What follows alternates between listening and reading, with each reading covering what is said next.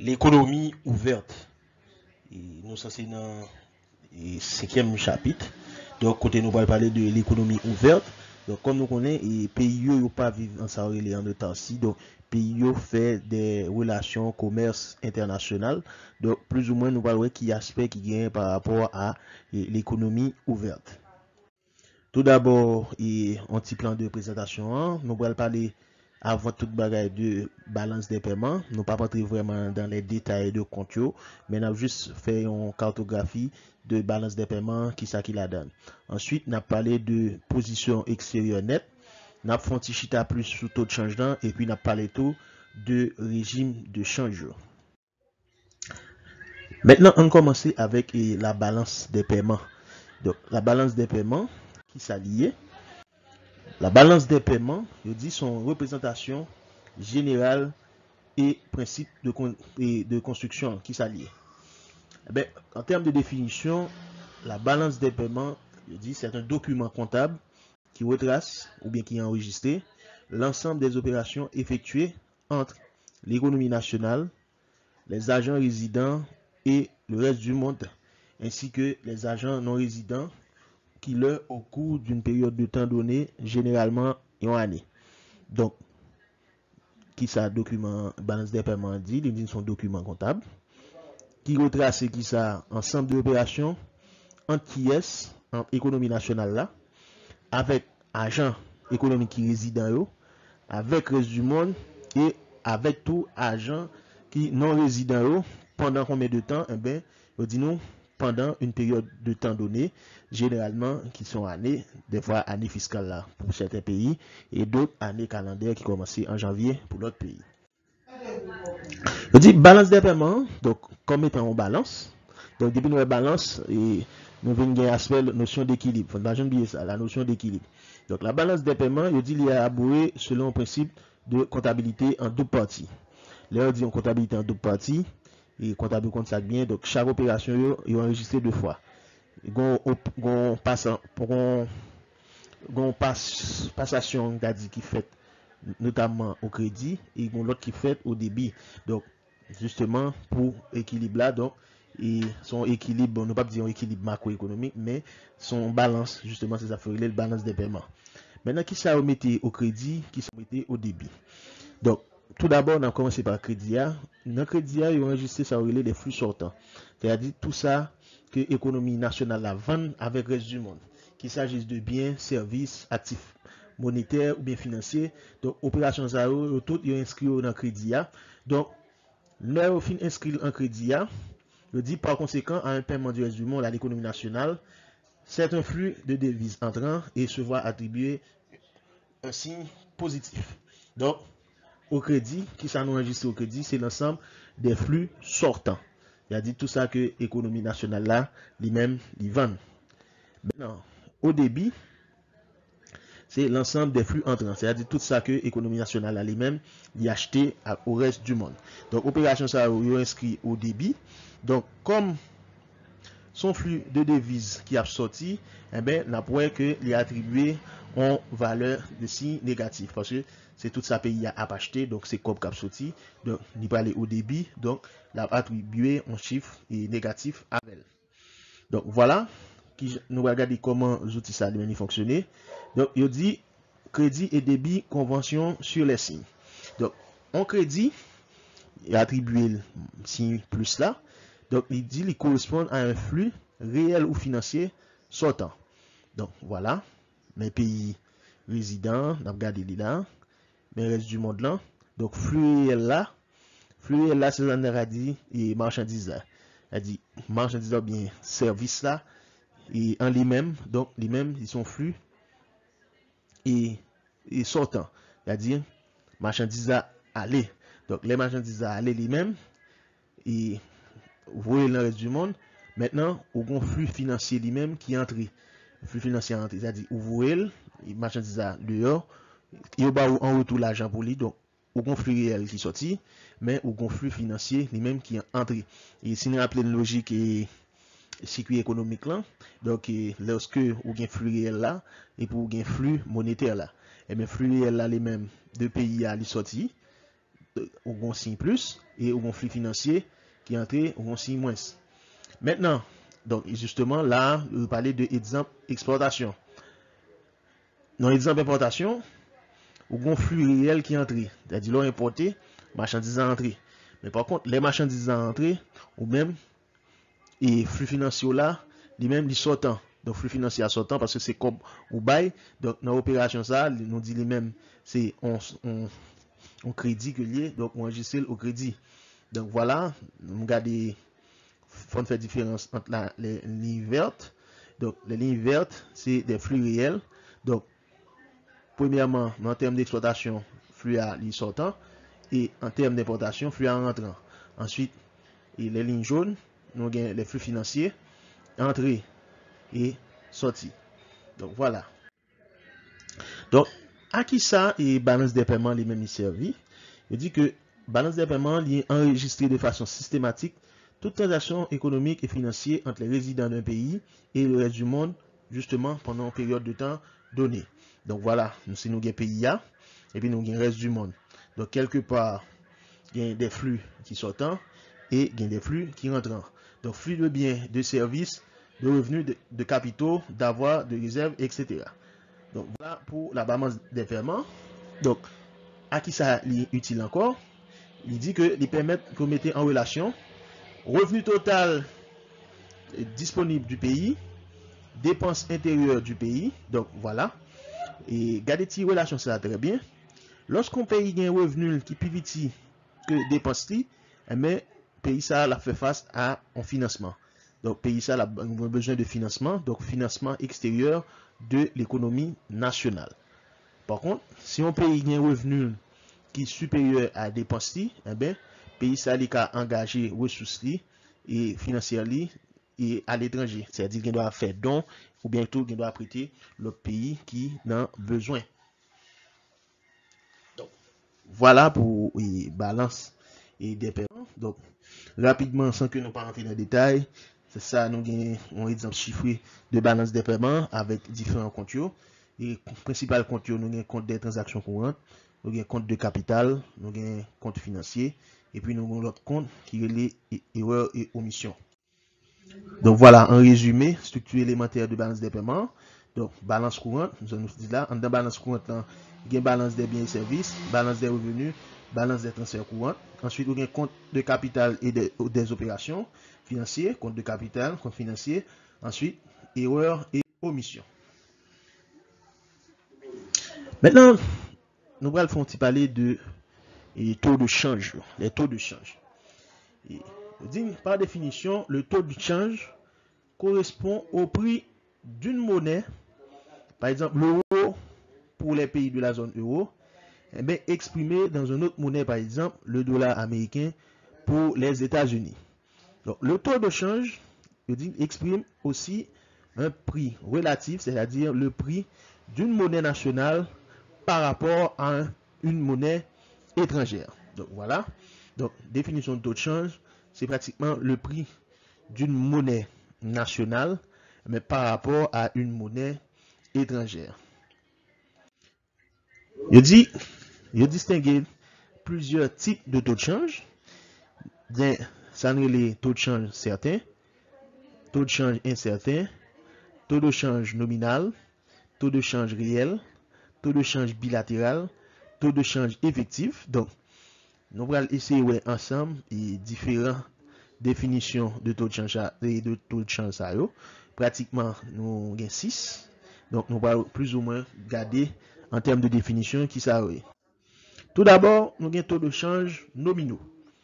Donc, taux de change nominaux, c'est non nominaux, nous avons directement de nom. Donc, nominalement, taux de change, non? Par exemple, taux de change euro-dollar. Si on dit taux de change euro-dollar, il est égal à 1.10, eh bien, ça veut dire que ça, 1.10, ça, c'est prix de euro en dollars. Donc, ce prix est appelé taux de change nominal. Maintenant, il y a le taux de change bilatéral. Le taux de change bilatéral, là, c'est prix relatif au gain en deux monnaies. Donc, taux de change nominal, là, il est capable d'exprimer de deux façons. Taux de change, non?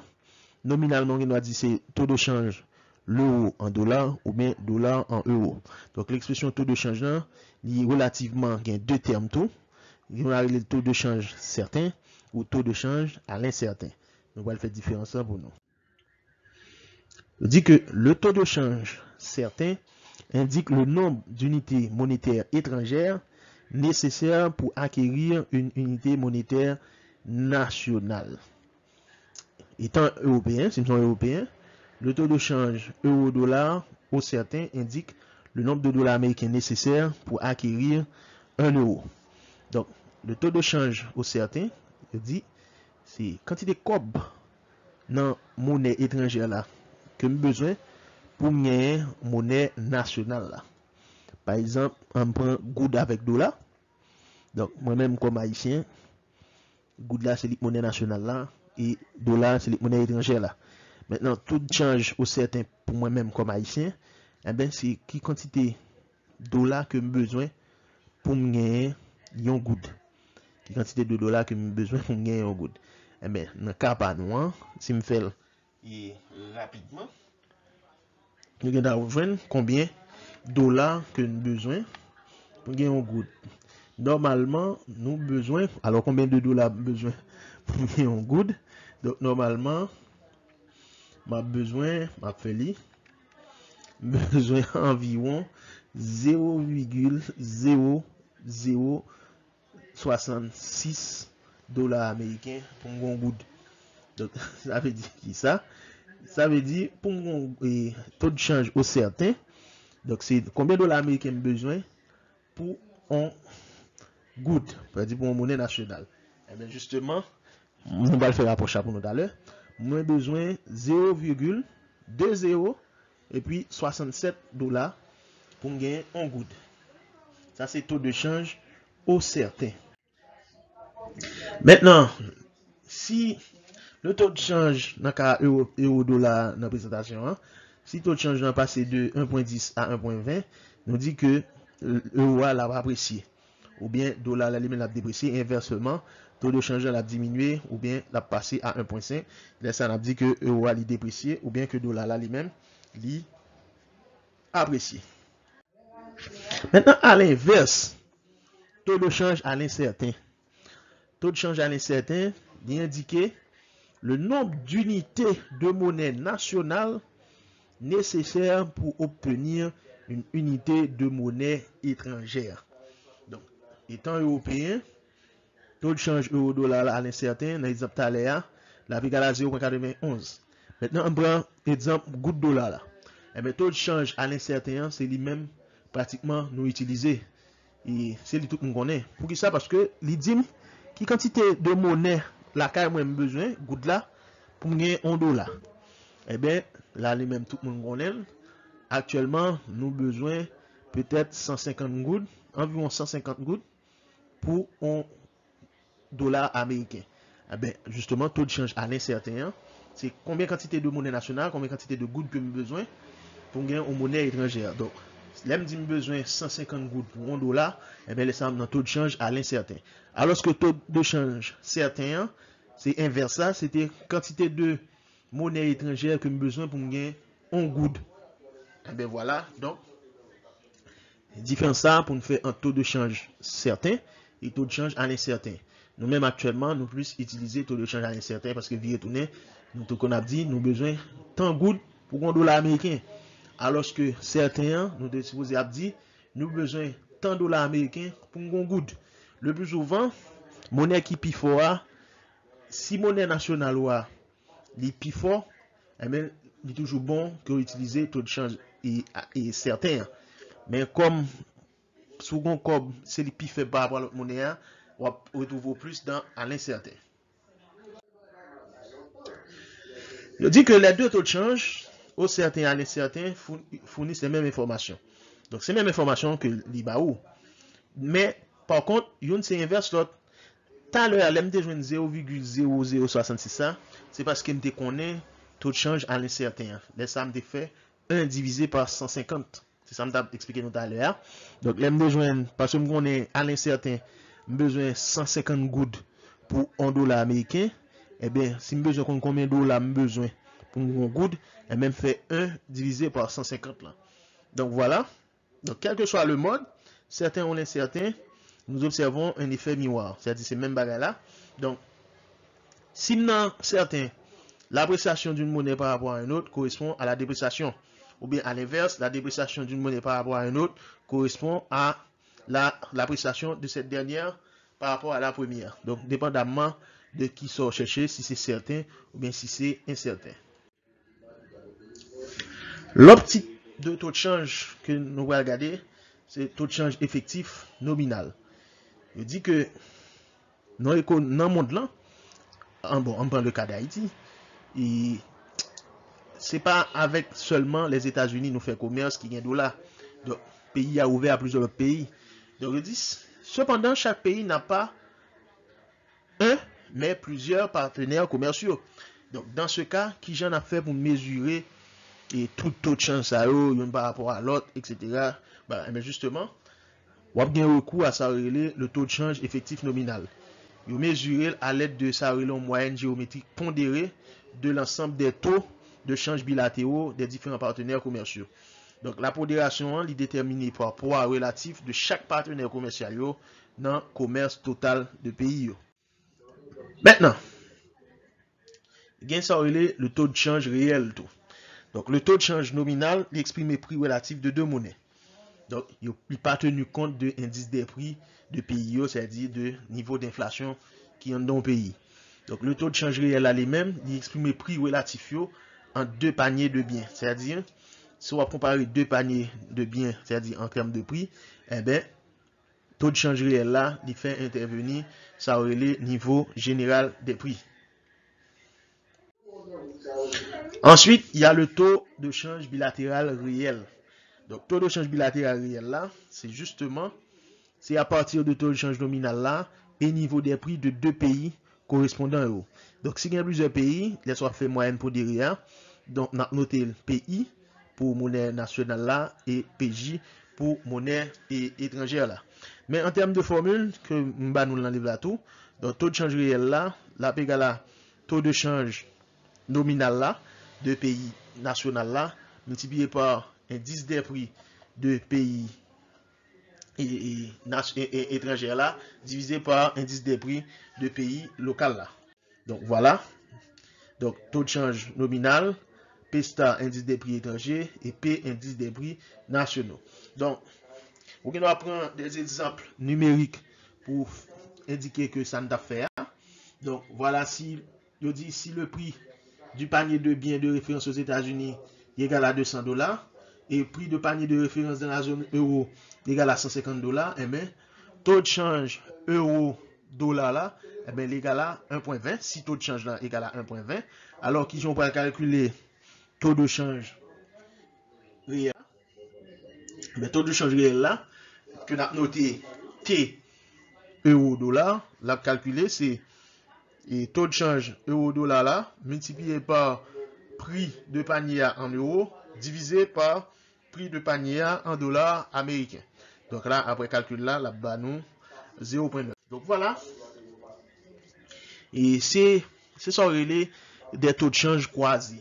Par exemple, nous faisons, nous habitués faire, et surtout les gens qui a la République Dominicaine, ils habitué faire calcul ça. Par exemple, ils ont besoin qu'on ait est-ce que depuis Haïti pour changer goudioa en dollars ou bien est-ce que alors moun qui parle Saint-Domingue yo comme besoin qu'on est-ce que depuis Haïti pour changer goudioa en dollars et puis dollars pour venir changer en peso ou bien est-ce que les arrivés sous frontière y a changé goud là en peso directement ou bien y a changé en américain etc. Donc il faut toujours essayer de faire des croisements dépendamment combien ça rapporte au final.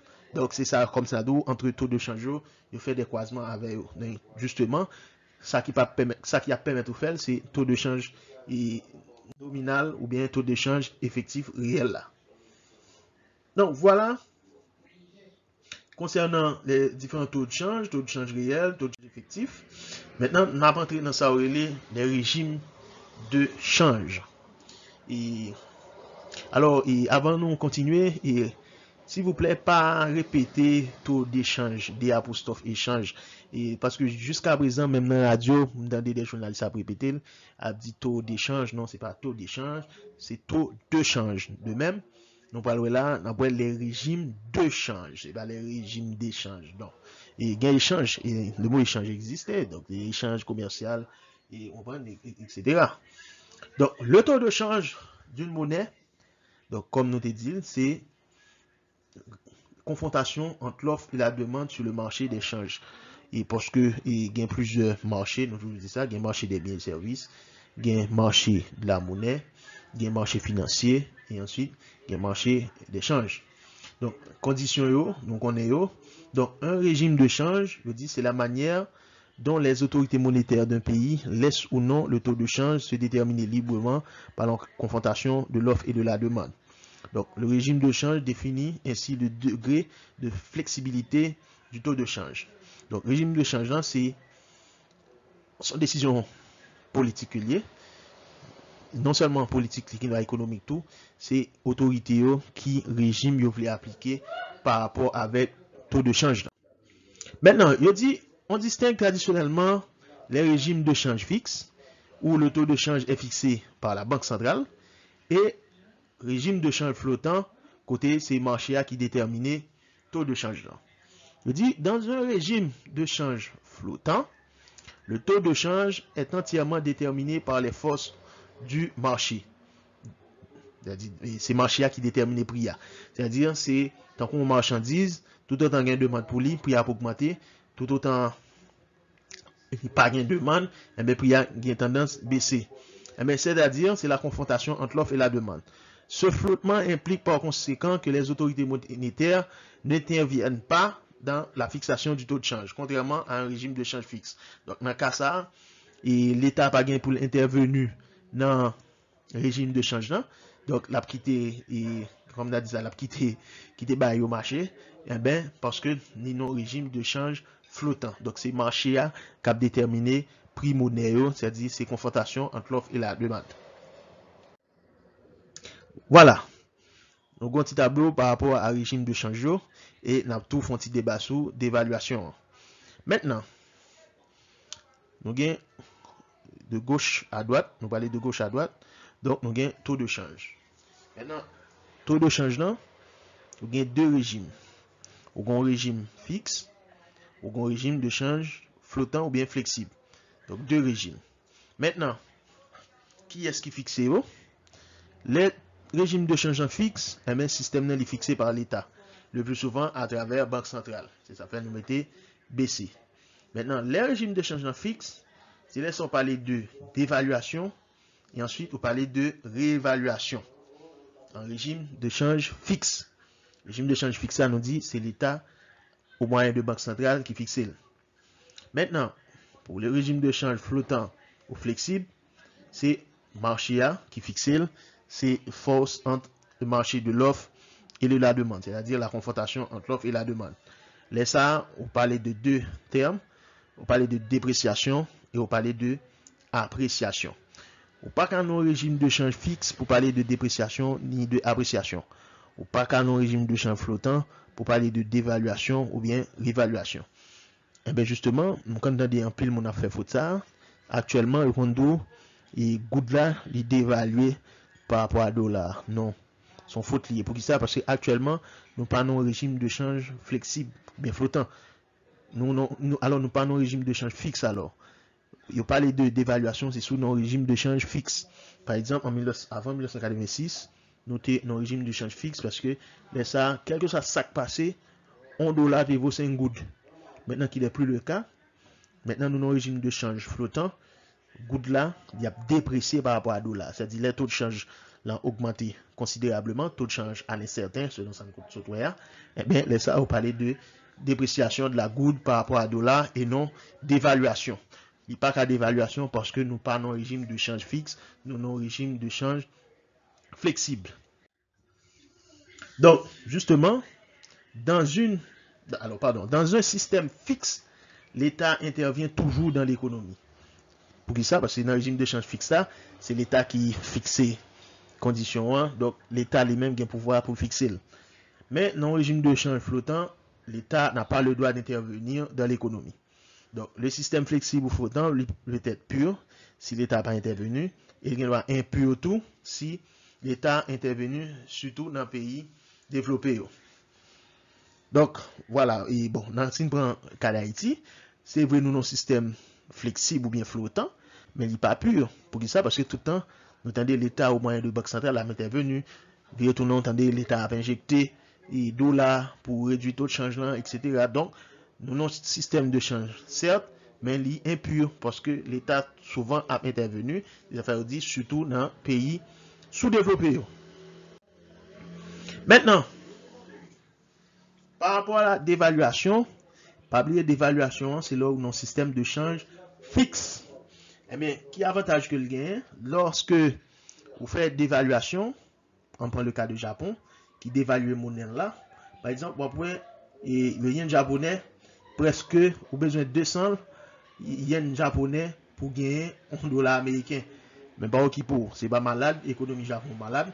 C'est une décision politique, régime de change fixe, et il fait d'évaluation. Maintenant, qui avantage que le gain, prix des produits exportés, il a chuté. Eh bien, prix produits exportés ont chuté.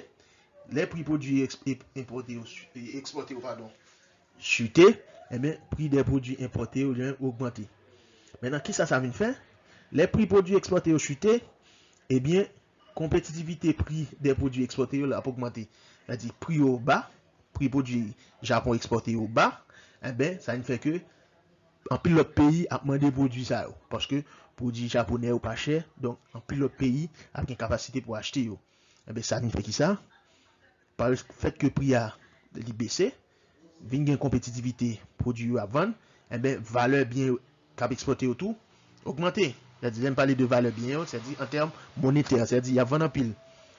Ça vient fait qui ça? PIB a augmenté. Les PIB a augmenté, taux de croissance a augmenté. Et les taux de croissance a augmenté, a bien plus emploi, et qui dit plus emploi, dit diminution de chômage. Maintenant, par rapport aux produits importés, compétitivité prix des produits importés, il a diminué, valeur bien importée a diminué, et on a bien un déficit de balance des paiements. Donc, voilà, nous avons un schéma de plusieurs régimes de change, c'est-à-dire, comme on a dit ça, sont sorte de couloir ou bien une sorte d'ancrage, c'est-à-dire nous avons sorti de régime de change qui fixe par rapport à régime de change qui flottant. Par exemple, change fixe, bande de fluctuation, change fixe conventionnel, etc. C'est-à-dire là, nous avons une flèche là, flèche à partir de gauche à droite. Donc là, les nous avons point ça, fortement libre, donc on flexibilité, et croissance et annule tout pareil. Donc voilà. Et là, nous avons un petit exercice 5.2 et on est et peut-être n'a pour aller ensemble et n'a pour nous faire pour moi petit exercice 5.2 et m'a mettre sur plateforme nan et n'a fait li n'a rempli et puis n'a payé vos fichiers à bon moi comme devoir exercice 5.2. Donc sous groupe là sous groupe m'a bien annoncé ça exercice 5.2 n'a fait pour moi dans 8 jours sur l'exercice ça les mêmes qui ça dit sont ensemble de tableaux croisés qui baillent différents taux de change en différents pays.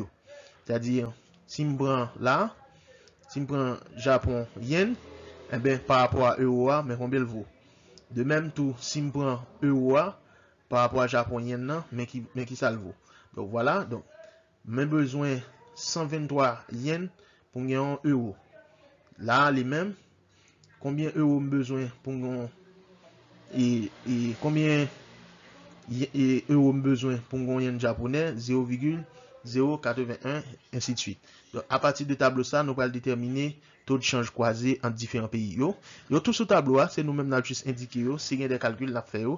Donc, exercice 5.2 m'a mettre sur plateforme là et n'a pour mettre tout sur plateforme là tout, manuscrit, photo, voyez bon moi directement ou bien tout nous si nous voulons tout nous tout faire tableau tout fait tableau sur Excel ou bien et Word nous taper nous voyons le bon moi tout.